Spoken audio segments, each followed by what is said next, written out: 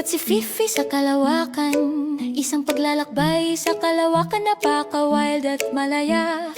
Kasama ang mga bituin na makikita at mga buwan na lalapag sa kanyang sasakyang pangkalawakan, siya ang namamahala. Nagsimula na ang pakikipagsapalaran ni Fifi sa kalawakan, patungo sa buwan sa ilalim ng nagniningning na araw.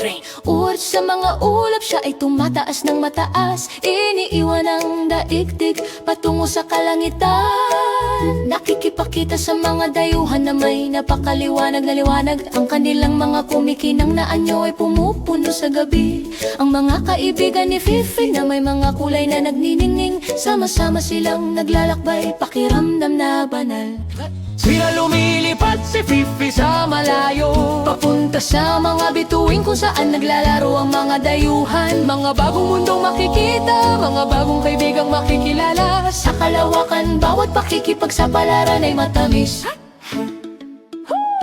Lumapag si Fifi sa isang planetang kakaiba, kasama ang mga kumikinang na bulaklak at mga nilalang pagbabago. Balik sa daigdig na may ngiti na napakalapad, kumpleto ang kanyang pakikipagsapalaran, may kagalakan at pagmamalaki. Ibinahagi niya ang kanyang kwento, nasasabik at maliwanag ng mga galaksyang nilakbay at mga bituin na napakaliwanag. Lumilipad si Fifi sa malayong lugar.